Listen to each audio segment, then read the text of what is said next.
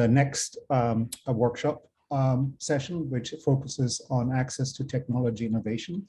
I have the opportunity and the honor to be the moderator.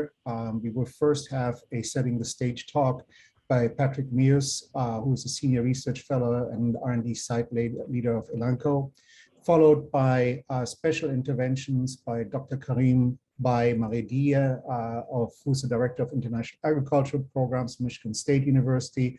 We have Dr. Gassama will unfortunately not be able to join the panel. She gave an excellent talk yesterday.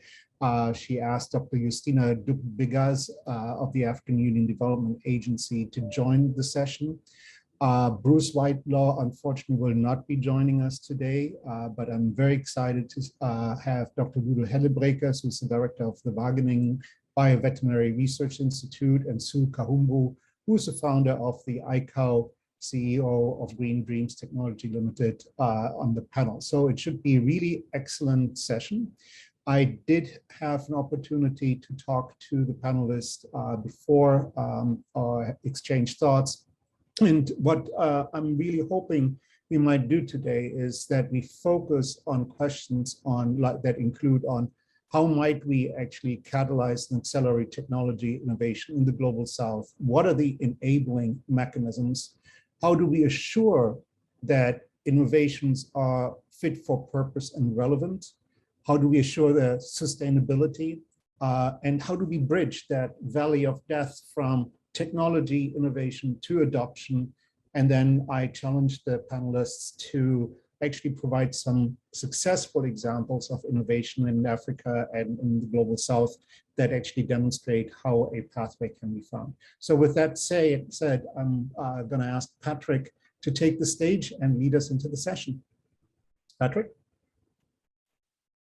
Thanks, Kay, and I hope I can do better than Vish in sharing my screen here. We'll see. I've just probably set myself up for failure. I'm timing you. So there we go. Share. Now I need to do the presentation mode, which is probably going to mess me up. You probably don't see it in presentation, do you? Nope. Yeah. Go down and then last one button. Yeah. There we go. All right. And you guys can just see that screen. Yes. Okay. Yes. Wonderful. Fantastic. So, oh, and I'm at the back. Let me just escape. I need to be at the first slide. So Vish, I think you still outdid me. All right. Okay, so you guys can now see the first slide, and I will go to presentation mode again.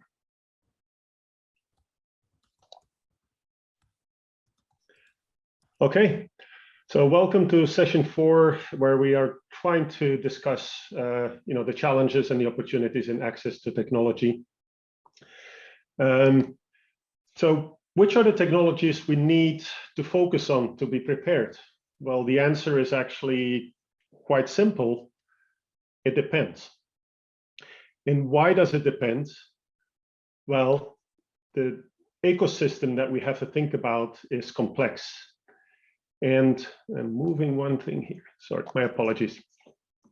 It's a complex ecosystem with many sub-ecosystems. And so for each of these sub-ecosystems, we have to consider which technology will help that part. Well, this diagram that I show here is probably a massive oversimplification of all the things we need to consider in the preparedness for disease control. I would hope that everybody with the COVID experience agrees that one of the first things we need to put in place is an ability to sense the emergence of a disease, even if we don't know what that disease is. So this is sort of a non-specific sensing mechanism. This will then allow us to dig into the biology, understand the pathogen, and understand the host-pathogen interaction, which is important and crucial to develop methods for detection. And so I know Vish talked a little bit about the need for developing novel diagnostics.